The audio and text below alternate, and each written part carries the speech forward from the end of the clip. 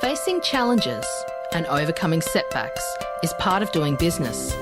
Whether you have the expertise to survive them or not could mean the difference between success or failure. Welcome to We Are Women, featuring revealing conversations that provide invaluable insights into the success secrets of female masterminds. A must listen for every entrepreneurial woman. Now here's your host, Janine Vosper.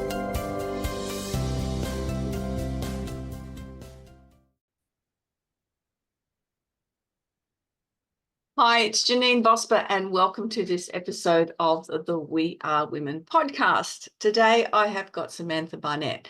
Now, Samantha is a head nutritionist and educator of nutrition with Sammy, and she's also a mum to two young boys and a dual business owner.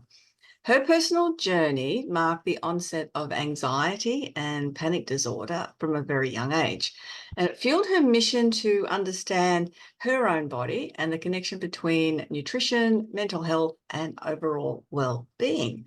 Sammy's holistic approach to health goes beyond nutrition, delving into the intricate web of mind and body that shape our well-being. So with over 20 years of life and clinical experience and a background in entertainment, I've got to go and delve into that a little bit more. She has a unique talent for establishing connections with her audience by openly sharing her personal childhood struggles around anxieties and friendships.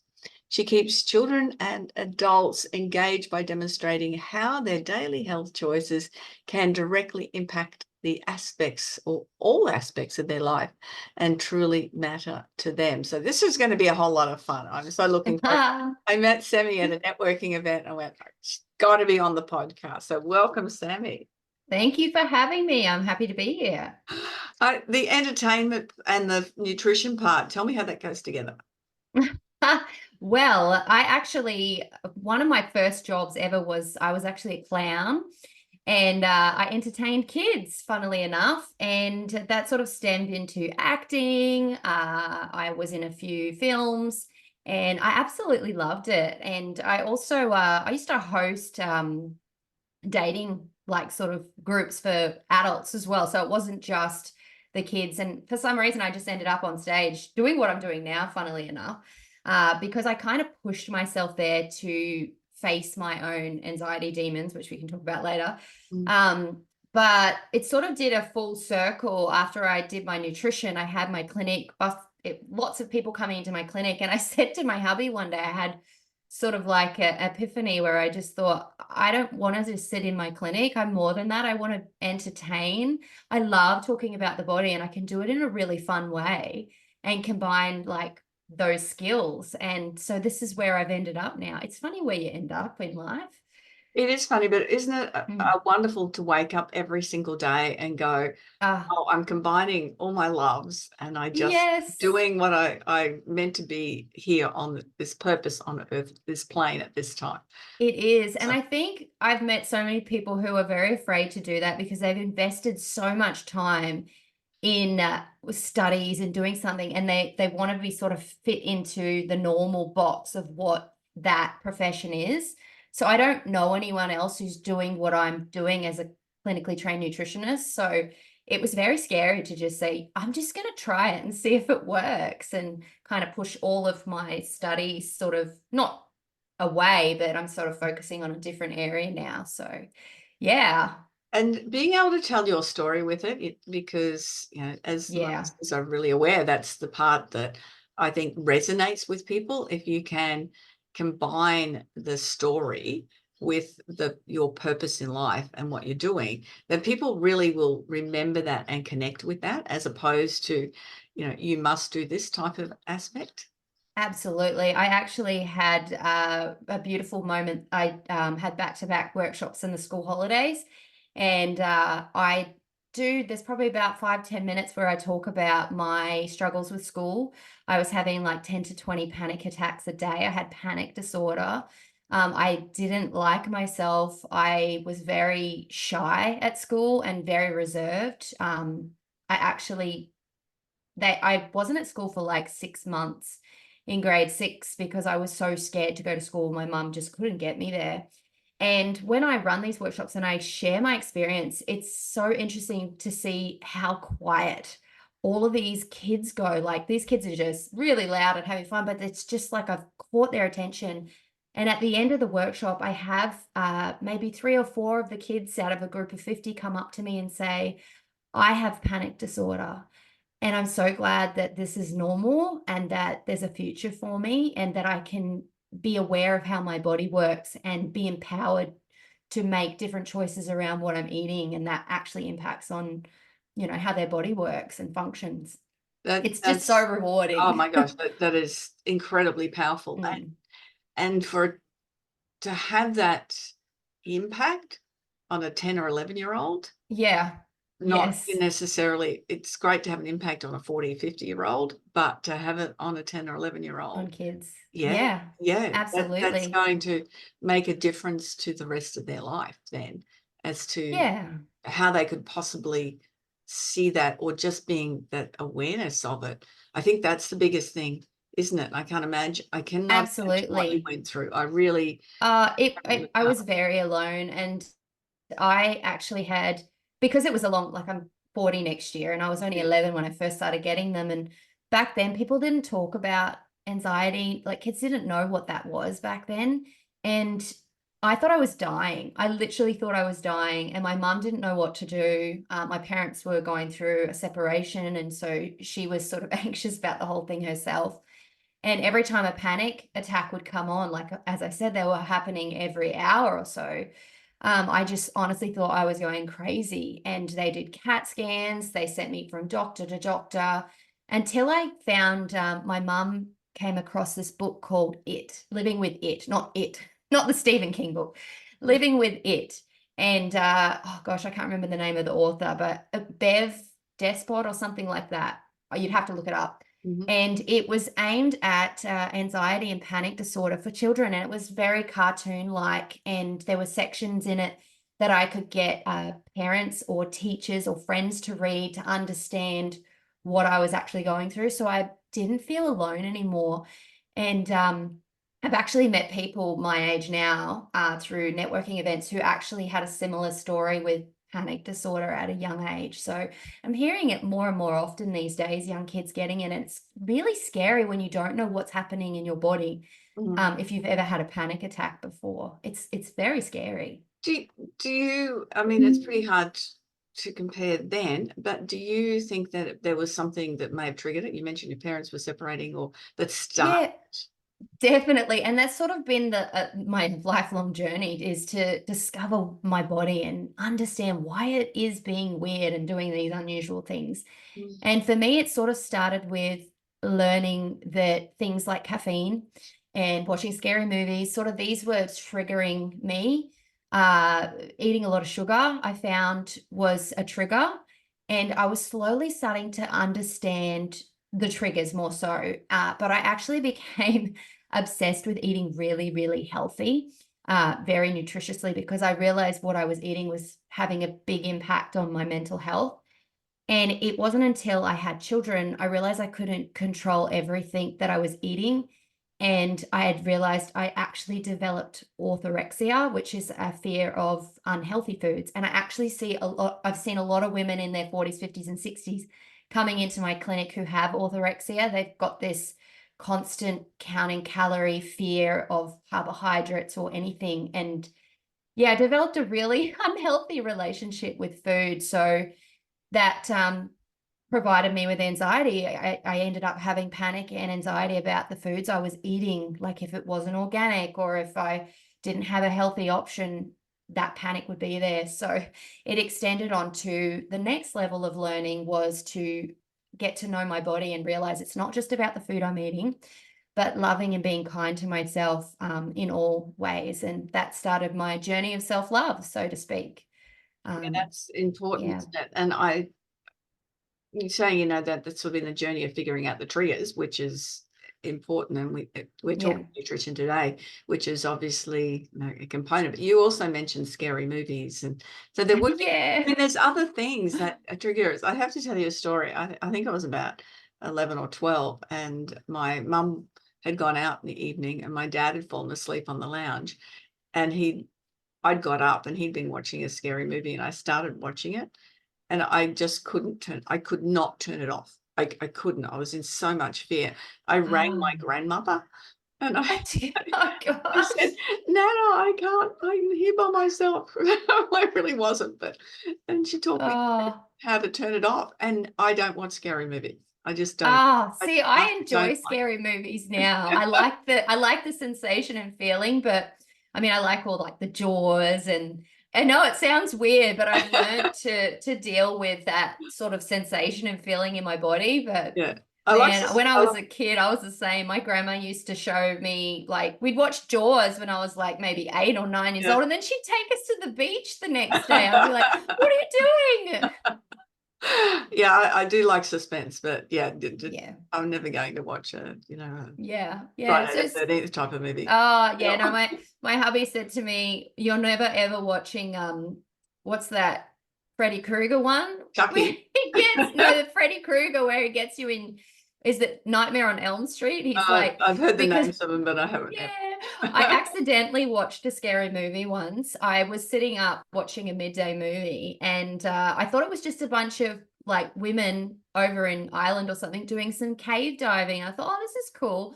And then they went really down deep, and there were like these golem like creatures down there. I'm like, this just got really scary. I think it's called The Descent or something. And then I was like, I can't turn it off. I need to see them get out of the cave now. The thing is, you can't turn it off because you've got to see that, and that's the thing when they make movies, isn't it? It's that trigger. I know. Scary. Yeah. Interesting. Your your comments about, how did you say it? When people are really conscious about what they're eating. Oh, with orthorexia. Orthorexia. It's a phobia, and it's actually becoming more and more common. I see particularly younger women as well. Actually, it's mainly women. Oh no, I shouldn't say that, because there's men too that I'm noticing, but they're obsessed with clean eating. And I get a lot of people judge me as a nutritionist because I allow myself and my children to just be really free with food. And when you eat things, you say to yourself, for what purpose? Is it to have fun and enjoy it, or is it because I've set these strict like punishing myself and I'm being really strict and this is not okay? Like having those conversations. Look, I taught aerobics for 20 years, and part of that was nutrition and fitness and health, obviously, and have exercised really my entire adulthood, and mostly a daily thing. And I have gone, from a couple of sizes up and down and up and down and up and down, as you do. I used to have a joke that if I walked past a bakery, I'd add a couple of kilos. Yeah, I've heard that one before. But what I've 65 now. Well, it will be in a couple of weeks' time. And what I have learned is exactly what you said. Yeah. Am I having this glass of wine because I need a glass of wine at the end of the day? No, that's not how I drink alcohol. Am I having this glass of wine because I'm socializing with friends and it's a really nice thing to do? Yes, I am. And I do. Exactly. I do the same thing if I'm spending money. Am I prepared to swap, 3 hours work for that dress or whatever? Yeah. So it's that.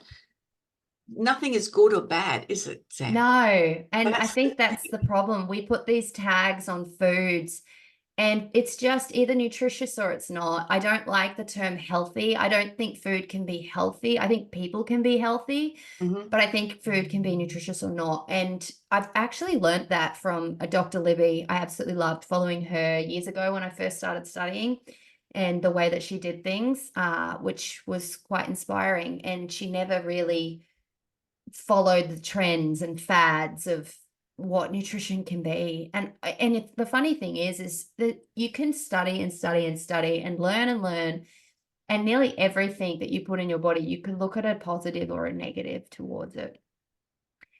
Yeah. And I think it's just being aware and understanding what your body needs. And that's a really good point. Itself. Yeah.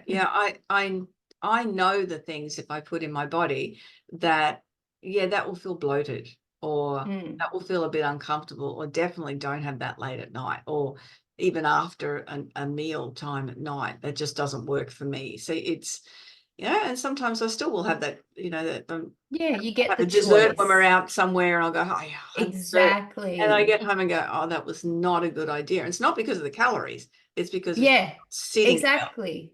And that's the same. Like if I go out for dinner with a group of friends, I say, oh, I don't, or even more so lunch, I'll say, I don't really want to, have dessert. And they'll be like, oh, you can afford to because I'm thin. And I'm like, no.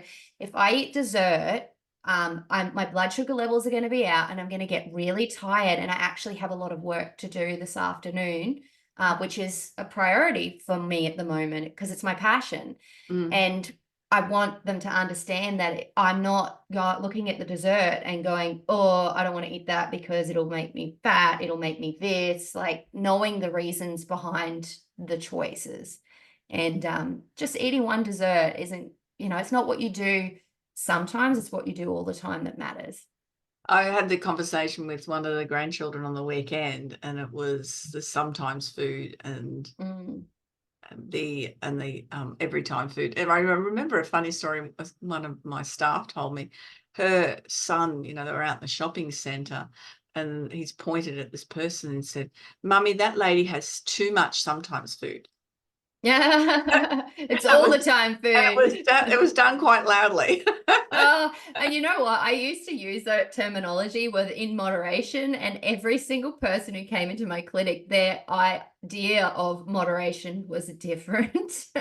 So I think everybody's different. And I think some people generally, and this is something that I've learned, like a lot of adults that have undiagnosed sort of autism or whatever you might think it, whatever you want to label it, they actually can't control their eating patterns, and it's like a sensory overload for some people. And this is something that I've learned recently, that some people who have undiagnosed sort of sensory things, they can just keep eating and not know they I don't know how to word this. They can't connect with their body as well as somebody else, so they don't understand the fullness cues, if that makes sense. Yeah, that makes sense. So there's no sort of cut off the going, okay, I'm feeling full now, I've had enough. Exactly. And so in those cases that I've worked with, it's been like, okay, well, maybe you need to eat timed. I mean, I'm all for eating intuitively, learning those sensations. But if you can't connect with your body and know when it's hungry, then maybe you need to do timed eating every couple of hours or so, depending on when your body needs to eat. Because some people forget to eat and they'll go all day without eating, and then they'll get home and they'll wonder why they're ravenous, and just that's when you make poor choices. Yeah, that I'd be hangry quite early on. I wasn't eating. Super hangry. Yeah. Absolutely. I tend to eat every couple of hours, and and that's how my body is too. But I've got friends that can have maybe 2 meals a day, big meals. But for me, my digestive system, I've got a very short digestive system. Everything works really quick for me. So when I'm eating, I have lots of small meals throughout the day to keep me going. I've found that works better for me. And if I'm managing weight as well, then that works well. Works well. So it's very much because you've done a whole lot of things over the years, making metabolic balance and just all the things. And it's really interesting, going, I don't like being hungry, and that 3 meals a day, I get hungry, and then I make poor choices. Exactly. And I actually have had, because I actually used to run Weight Loss Done Differently program in my clinic. And a lot of the women would be like, I'm eating more food than I normally eat. And they'd get really scared. And I'd be like, you're nourishing your body. You're nourishing your body so that it gets the nutrients it needs in order to feel safe, so that it will want to lose excess body fat, because that's what body fat is. Like a lot of people think it's their body, being mean to them. And it's like, no, your body holds on to body fat when it's not feeling safe to lose it. So body fat is actually excess toxins that are floating around your body, whether it's actual toxins that you're absorbing or recirculating hormones. So I find women that drink wine, they tend to hold on to a lot of estrogen in their body, particularly in their legs and stuff. Women who are very high stressed and go, their cortisol's through the roof. So it sort of sits in their front area and they carry that. And when I say that to them, I say it's not just about overeating and storing excess food, like excess energy. It's about storing toxins so you don't die. Your body is protecting you. And why is it doing that? What's the underlying reason? And so you dig. And often the core is an emotional thing. And for women, holding that emotional thing is this big layer of people pleasing that they've developed to protect themselves. And it's just so many layers. Oh, my dog's getting excited. And that's a really important factor. And I was talking to someone the other day and she said, oh, I know it's all emotional eating for me at night. You know, Yeah. And she's aware of it, but it still happens that she chooses really poor choices at night. Yeah, exactly. And I used to do it would be we do it over 6 weeks. And the first week would just be really getting to know their digestion and how things work and just simply learning how to chew your food, because a lot of digestive issues is because people don't chew their food and sit down. We're constantly in a rush. And then we look at stress and insulin and how that impacts on the body, which is a big thing that I talk about in the corporate workshops that I run, because everybody's just go. And then looking at liver and sex hormones. Your gut health is really important. So some bacteria actually promote body fat, like holding on to body fat. And then, of course, the beautiful thyroid. That's a big factor for women. And then at the end, looking at emotions and your past dieting sort of patterns and whether you have support, because I have a lot of women that would come to me and they'd be all, yeah, let's do this, I'm ready. And they'd go home to a toxic environment where nobody supported them. And they felt the people pleaser kick in and they would say, no, I can't do it because no one wants to, do what I'm doing. And they think it's stupid. So it's interesting. Yeah, that's really tough. I mean, I come from the space of I'm doing things for me, but that's not where everyone sits. So no, a lot of people aren't there yet. A Yeah. lot of people have been conditioned to do stuff for everyone else. I think it's a female thing that's been sort of embedded down the generational lines of, you're there to serve the man and serve the family and be in the kitchen. And it's a hard thing to break. And women are doing not just that, but they're also climbing the corporate ladder at the same time. And that's where that whole lot of stress comes in. As you said, cortisol levels increase. And the insulin spike, we often hear about that. So, that can be from cortisol as well, that's stress. Yeah. So one of the biggest stresses on the body is poor blood sugar regulation. And it can come down from having those cortisol spikes, but it can also come down from eating too much, eating too little, anything that's going to cause your brain and your body to go, whoa, something's not right. And then you're going to get this sort of adrenaline or cortisol spike. Yeah. And then does that then lead you to go, oh, a sugar craving or? Yeah, definitely. So insulin will inject into your body and it will suck up all of the sugars in your blood and store it either in your muscles or your liver. The more sugar you have going down and the less muscle you have, are you listening, ladies? Build that muscle, because that is where your sugars store. It's going to actually store in your fat cells. And that can be why some women who don't eat much at all tend to put weight on and can't lose it, because they're actually storing all of that that stress that's there, basically. Yeah. And that's that. I mean, I hear that all the time, that, I hardly eat anything and I can't lose weight. Yeah. And I imagine you would hear that. But you're basically telling your body that there's a famine and your body's like, okay, we need to hold on to the energy as best as we can. And the more you tell your body that there's a food shortage, it's going to hold on to it even more. So that's why it's really important to start nourishing yourself with actual foods rather than starving yourself. I don't believe women are designed to do fasting. And most of the research in intermittent fasting is actually on men. So Oh, that's it's interesting. interesting, isn't it? Yeah. Yeah, yeah. I know people have had, I've seen, great results from intermittent fasting. Yeah, definitely. But it's a case by case thing. So if Yeah. your hormones are all out of whack and you're fasting, you could actually be making it worse. So really listening to your body in case by case. Yeah, and the importance of getting the nutritional balance right as well. There's so much stuff out there about not eating, or complex I know. carbs anyway. Not Yeah. eating simple carbs, eating complex carbs instead, but not having a more protein-based diet. And Yeah, I think the older we get as women, the more protein we actually need. For me, being for the mental health side, which is at the core of what I teach, protein's like a big, big factor because protein actually breaks down to amino acids. And those amino acids are what create all those beautiful neurotransmitter, those chemical messages in your body. So things that promote motivation and all your happiness, mood, and all that. And a lot of it's actually made in our gut. People think a lot of it's made up here, but a lot of it's down here. And if you're not getting enough protein in and your body's not breaking it down properly because of stress, you're not going to get that wonderful feeling and sensation in your body. So protein is fantastic for women.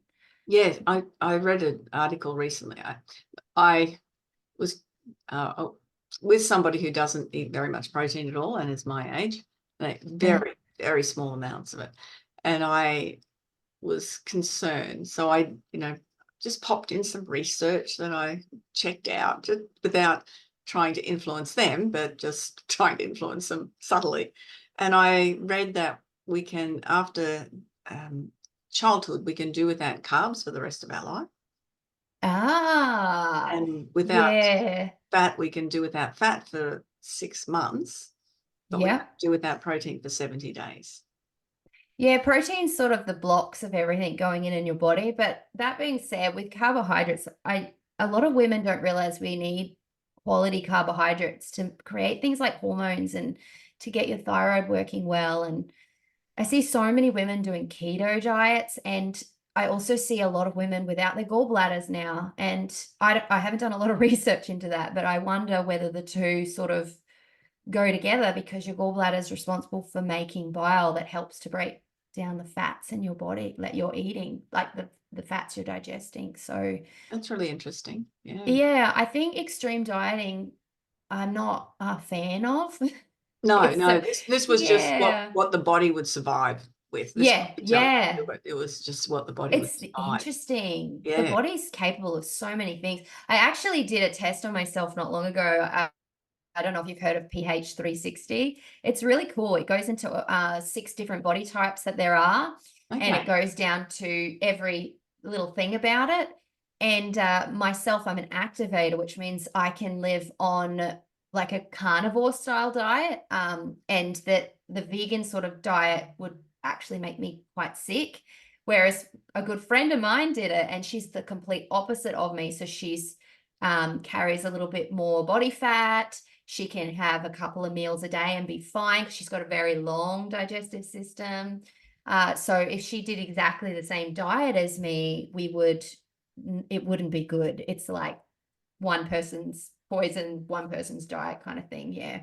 That's really interesting. Is that something that Everybody's people can just different. check out themselves? pH 360. Yeah, pH 360. It's actually quite interesting. Like I've done a lot of stuff in my time as a nutritionist, but that one sort of, when like someone comes to you and they sort of know who you are before they know who you are just by looking at you. And yeah, it goes into a lot of like genius profiles and the best way to socialize, the best way. It's really cool. Yeah. Interesting. I do a lot of profiling within my coaching, and that Yeah, was this very one's a good one to interesting. look into. Yeah, Yeah. most definitely.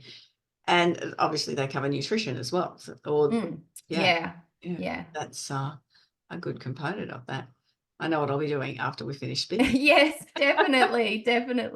It's worth looking because then you stop comparing yourself to your friend because you realize they're like completely opposite to who you are and what you need as a person. So Well, as I was saying with this friend, if we go hiking, I'm fast, but she's a mile ahead of everyone else, and she can just keep going forever. power. And I'm just going, you got to eat some protein. Yeah. So Well, some who people am I to don't need say? that much. Yeah, well, my friend doesn't need that much protein. She does better with a carbohydrate, like sort of lots of greens, lots of veggies. So yeah, you've really got to listen to your body. Get to know it. Get to know your own body. Don't follow influencers and all that random stuff out there. You get lost in the conundrum of it all. Yeah, Matrix. Yeah, and as we're seeing so much more mental health issues at the moment, and there's a whole lot of causes and beliefs for that over the last few years as to Yeah. what might be bringing that on. We're probably on the same page with that. Well, Yeah. I was listening to Mental Health First Aid the other day, and they were talking, there was just awful figures. There's over 3,000 suicides, 9 a day in Australia. Yeah. Last year. It's just Was it a lot of it are men still or boys? it's still mostly men. The highest Yeah. percentage is Yeah. men. But it's, to be able to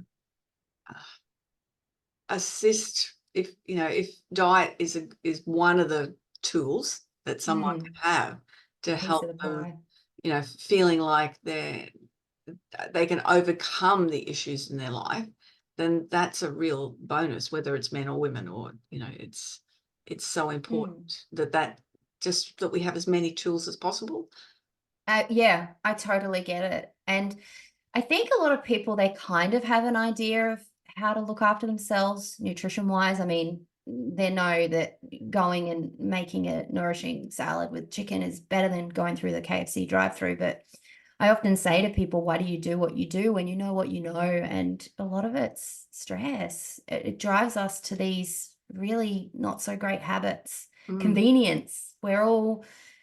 We're in a society where it's so fast paced and we want convenience, and a lot of people don't prioritize what they eat. They prioritize climbing the corporate ladder or being the best mum, being, trying to keep up with the Joneses, so to speak. So there's only so much I can do as a nutritionist to tell people what to eat. And I think that's why I've sort of changed my direction on how to educate. I really get people to understand what's going on in their body, because when you become more empowered and you don't make choices out of guilt and punishment. You make them because you actually love yourself and you want to do it. That's a really good point. It's not it's a have to because of the concern for your body, not a have to because there's an outside influence. Yeah, exactly. And I've seen some people who I straight away said, you're not going to do anything I tell you to do. And they just crack up laughing because they know they're not. And that's when I say, well, I just want you to breathe. That's it. I want you to stop and take a breath and be aware of the lifestyle that you are living, because it is killing you. And that's when they go. And I say, what is your why? Why do you do what you do every day? And they have to stop and think, because they never get a chance to do that. And sometimes they get a bit teary and they cry because they realize they're stuck in this constant loop and following what society has told them is right and real, and it's not. No, they're all so many good points in there, that taking a breath, which I'll come back to in a minute, that loop of we started on that loop of not being able to do what you do. There's so much expectation for students now you will go to university or you're a failure. Well, look, an absolute load of rubbish. I was general manager of a multi-million-dollar company, and I finished school when I was 15. And learning since then has been what put me to be able to successfully run that business. So I love that. It's not my 40-year-old son runs a multi-million-dollar construction business with 70 employees, and he finished school when he was 16 in grade 11 and did his trades instead. It's Yeah. you've got to be doing, to force a belief or an idea because of the society's projection upon Yeah. yourself is one of the most deadliest things I think you can do, as you're saying. Absolutely. And the most successful people, and I don't just mean money wise, I mean like just being genuinely happy and content, Yeah. are the people that actually have challenged these sort of models that have been created for us. And my youngest son challenges everything. And as much as it Oh, don't you drives love me it? nuts, I think, geez, you're going to do well, mate. You're challenging. Why is this? The teachers are wrong. This. I'm like, he's right. And I just think he's going to be a force to be reckoned with. And it's true. I see so many, because I've got a few girls that work with me when I do my workshops, and they're sort of just finishing up high school, and they're very nervous about, I have no idea what I want to do. Like, I'm just going to pick this because, maybe I might like it. And I said to them, when I left school, I had no idea what I wanted to do. I was battling my own demons. Like I was just trying to keep my head above water. And so I was a clown, which was great, but it's not something that I, wanted to be, although I kind of enjoyed it. But yeah, it wasn't until I had life experience and gone through this hardship of struggling to make ends meet and finding who I was as a person, which is a never-ending journey, right? Mm. It kind of gave me an idea of maybe I could teach nutrition. Like maybe this is my path. I don't think when you're at school that you can make a sure decision of where you're going, unless it's something that's been in you since you were born. Yeah, no, I totally agree with that. Usually, when I'm talking to people making those decisions, going, do you like people? No, I Yeah. don't like talking to people. Well, there's certain roles that won't work with you. Are you the type of Mm. person that just wants everyone to be healthy and well, that you're really helpful with people? Yeah, I do that. Okay, well, maybe choosing something along that path might be a better way to go than having to deal with people, which means you wouldn't want to be a therapist because you're dealing with people daily, but it Yes. might be something else. That it's that general, who are you? And, for those that have listened to me before know that I believe in we soul stories. We're here for a purpose. And I know my purpose is a teacher, and I planned to be a school teacher when I was at school, and I got a job when I was 15. I got $27 a week, and I went, no, there's no way I'm going back to school. Yeah. And but I've been an aerobic instructor, I've been a coach, I've trained, Yeah, a little bit so of all the way everything. through my career, there's been teaching. There's I been love something that. to go deliver a message. So I heard an interesting, I can't remember what book it was in, and they said some people are woodpeckers where they'll just keep pecking at the same spot until they achieve what they've been set out to do. That's my husband. He is a woodpecker. He's got horse blinders on, and that's his method. But some people are hummingbirds where they flip around to all the trees, tasting the nectar from everything. I'm a hummingbird. I've had so many different jobs.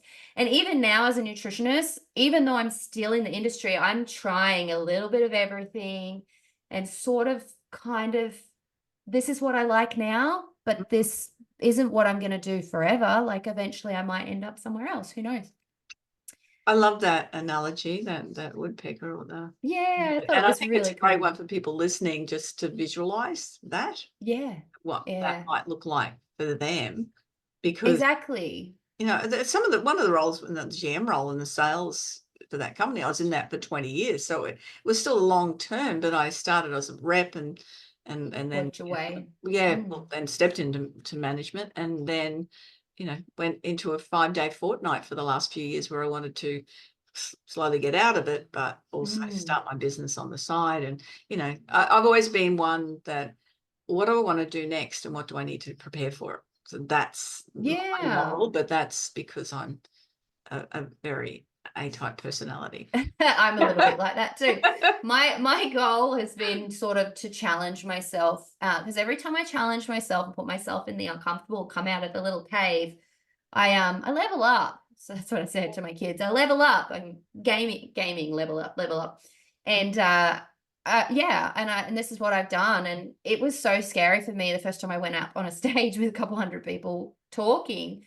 And I didn't sleep for like 3 days before. But once I did it, it's like my brain was like, wow, that's really cool. You enjoyed it. You did it. That was great. And I guess it's the same with my health. Like I've been through so much with my health. Like my liver was failing at one point, and I think you can push yourself too hard. So you start to really know when to pull back, when to go forward. So learning everything that you do in life is a lesson, and whether you want to challenge yourself really or just slowly introduce things in, I guess it depends on your personality type too. Yeah, and that does make a big difference as to how you tackle things. And I suppose the thing Exactly. is, and from what we're talking about today is learn about yourself. Yes. Yeah. Yeah. You mentioned breath. I mean, we all Yes. breathe, don't we? Yeah, some of us breathe very shallow. Um, we are born. So when you see babies that are born and you watch them breathe, their whole chest and their tummy goes up and down. And we are born that way. We're born to breathe properly. But as life goes on, we get more stressed. When your body's in a state of flight and fight, ready to run away, whether you're just sitting in your desk and you got a really confrontational email, or whether there's actually a tiger chasing you, your body does the same sort of nervous system response. And what that is shallow breathing to quickly get oxygen in really fast, to oxygenate your arms and your legs and your muscles to get you out of there. And so when you're constantly living in this never ending to-do list, never ending, got to keep up, there's no time to stop, you're rechange your body to breathe this way, and you're not actually oxygenating your body properly. There's actually a podcast I listened to, and it talks about how just breathing from your tummy and oxygenating your blood, because that's really important, can completely change your whole health. And so I get a lot of people to slow down and breathe, because you can't digest food if your body thinks it's being chased by a tiger. And when you have a big, big, deep breath, you're telling your body that there is in fact no tiger chasing you, because if you were taking that big breath, the tiger would have eaten you by now. So and then your body will feel safe enough to bring all that blood and oxygen into your digestive system and break down that food again. So you can break the protein down into the things that create neurotransmitters in your body. Yeah. Serotonin, all those things. And yeah, the so many systems rely on that Oxygen, don't they? Yeah, and it's not just breathing like normally. You can actually use the breath, and this is something I did on the weekend, where you change the way that you breathe, and it's quite scary at first, but once you get past that, you can actually delve into sort of more of unconscious sort of state, which does some really deep healing, where you can cleanse your body from emotional trauma and all sorts. And I've done stuff like that in the past where it's been really traumatic, but I've come out the other end thinking, holy moly, like that was the best breath work experience of my life. And it changed the whole trajectory of my life just through this one breath work event that I went to. Wow, that's it shows how important is that. I know a friend of mine, she is a yoga teacher and keeps talking about yoga nidra as well as part of that breath. So is that the alternate nostril one, or is no, that different? No, it's the breathing into every component of the body. Yeah. There's so many different styles of breathing. I think it's just taking the time, and it's a good reminder. Thank you for me to do that. Breathe. I used to do a lot of breath practice and haven't done any for a while, and I think it's one of the best things that we could do. Like, and I often say in a 1.5 hour workshop, if you want to take at least one thing home today, it's to schedule in time to breathe. But I do find, like, I've got a friend who is quite anxious, and she said to me, I actually get more anxious when I'm concentrating on my breath. And I'm like, you can work through that, but there are some people that can't do like the meditative breathing. So those people, I recommend doing something that, when you just lose time, like if you're doing a jigsaw puzzle or something where you can just be 100% present in the now. And that sometimes it's things like doing a jigsaw puzzle. Yeah. Interesting you say that. I do a jigsaw puzzle every Christmas. So Me too. And then you know what? My kids hide the last piece, and I get so mad. And they're like, "I finished it." I'm like, "No." That's right. Absolutely wrong. Anything that you can recommend as a food or nutrients that will actually help bring in that calm? Yeah, so magnesium is my big go-to. Magnesium biglycinate. So there's so many different forms, making sure you're getting the right one, because you might end up with diarrhea if you take the wrong one. But that is definitely something that can 100% really calm you if you're taking that before bed. Chamomile tea is always a really good thing that I have. I find that helps me. I mean, I'm not a herbalist, but I have worked with some herbies who have given me fantastic stuff to help with sleep and calm. A big thing I get people to look at is their zinc levels. That's a lot of people are really zinc deficient, and you need good zinc levels for good stomach acid as well. And if your stomach acid isn't good, you're not breaking down protein properly, which is making what those neurotransmitters are. So zinc and magnesium, and your B vitamins, making sure you're getting quality B vitamins in, like the B12 and the B6s particularly. Yeah. And they need to be good quality. This is the thing. Yes, that absolutely. Don't just go to the supermarket and get yourself a B vitamin, because if you have a genetic variation in your body, it can actually make you worse, which is what happened to me. I have to get methylated forms of the B vitamins.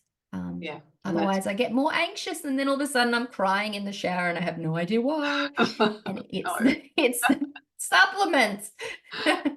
That's not what we want to happen. I remember I haven't been taking zinc, but during the flu period that we had over the last 4 years, I took vitamin C and zinc throughout the whole time. For the immune support. And then I'm very fortunate I don't get sick. So that's really good. One of the ones that I will recommend, because a lot of women I see, particularly menstruating women, is iron. Get your iron levels checked. Make sure your ferritin levels are sitting at least 50, because I see some women and young girls who've just hit puberty, they're sitting at like 6. And I think, and iron is really, really important for thyroid health, and it also plays a role in mental health. So if your iron's really low, it could trigger depression, anxiety, and all those things as well. So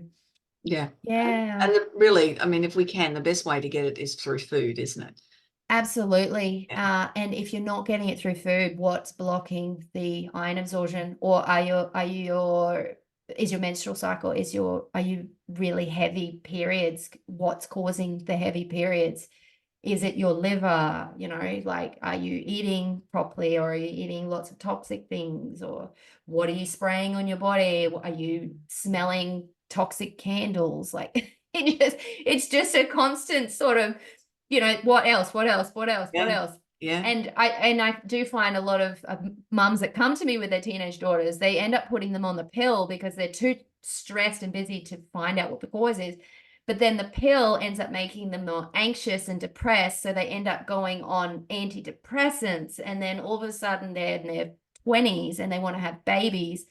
And all this medication they're on's messed up with their cycles. Yeah, we could actually talk a lot longer. I know. I'm going on a tangent again. Like, there's just so many hours. It's all such important information, Sam. Yeah. It's so vital that if you can deal with it, and I've been very fortunate, and I don't want to call it flatline.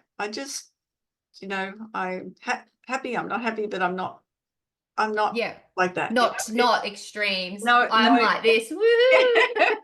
no extremes. And the thing with that is then when something goes wrong, I suppose you can identify it. Like, oh wow, what put that on? Or I go and look for something that as a trigger, or Yeah. what it was, so you can sort of identify it a little bit easier. Maybe. Yeah. I often say to people, watch out for the strong ones, because the strong ones are often the ones that fall really hard.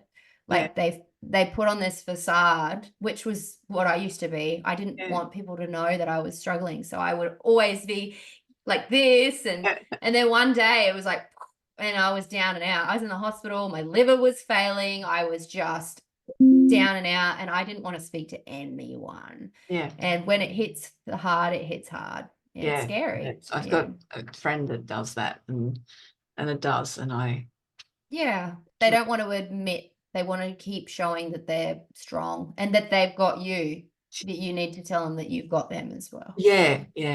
Most definitely. We usually finish with 3 takeaway points, Sammy. What do you suggest? So people, out of everything that we've discussed, these are the things that they're going to remember. Yeah. Okay. So the number one would definitely be the importance of your breath, and for your, not just for your digestive system, but for your overall health. So scheduling that in is really important. I know it sounds ridiculous that we have to schedule in to breathe these days, isn't it? Number 2 would be to remember that we're all unique. One person's diet is another person's poison. So following trends is probably not a good idea. Coming back to listening to your body and knowing who you are. And number 3, I would say be kind to yourself. So many women are just horrible to themselves. It makes me want to cry. Shame and guilt actually are really strong emotions that cause your body to go into flight and fight. And so it's actually having a very negative effect on your body. So talk to yourself like you would your best friend. Yeah. Your body is your best friend. Well, we've got to be with it for a long time. And I, as I said, I'm in my 6th decade. So it's, you want to be fit and healthy and well. You want to be able to go. Exactly. I walk a lot. I have walked a lot.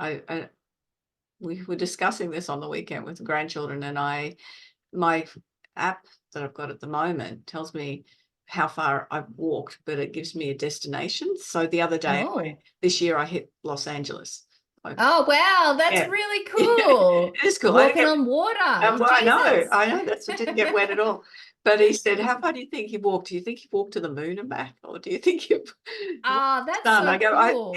The moon's possible. Sun, no. But the moon is possible. Yeah. And that's it. You got to be kind to yourself. And I think do what you love. Don't answer to other people. If you don't want to go to the gym because you hate it, then just walk out in nature. As long as you're moving your body. And if you hate kale, I don't like kale, don't make a kale salad. Make something that you actually enjoy. I'm with you on all of that. Sammy, how do people get in touch with you? I'm active on my Instagram, Nutrition with Sammy. I'm also on LinkedIn and Facebook, or you can email me at hello@nutritionwithsammy.com.au. Oh, and I have a website as well, Nutrition with Sammy. And I do workshops for adults, kids, and I'm actually creating an online program at the moment. So that will be released soon.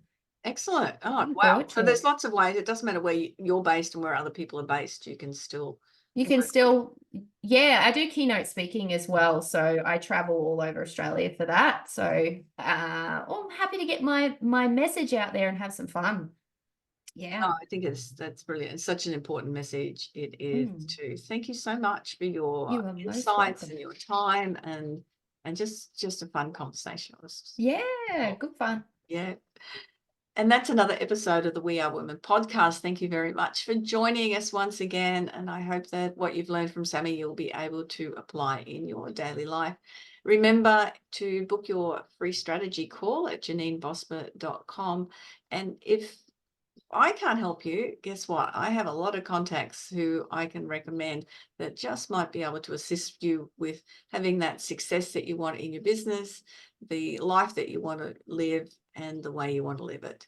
Have a fabulous day, week, month, wherever we are next time you join us. Bye-bye for now.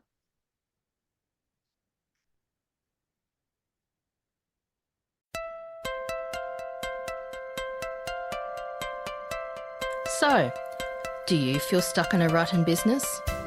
Visit speechperfect.com.au and download Janine's free ebook to avoid the 5 most common stumbling blocks women face in business.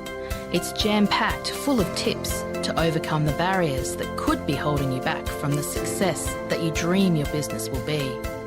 We would love you to leave a review of today's episode and share this podcast with other women in need of entrepreneurial inspiration. Subscribe to the next episode now and join the We Are Women community.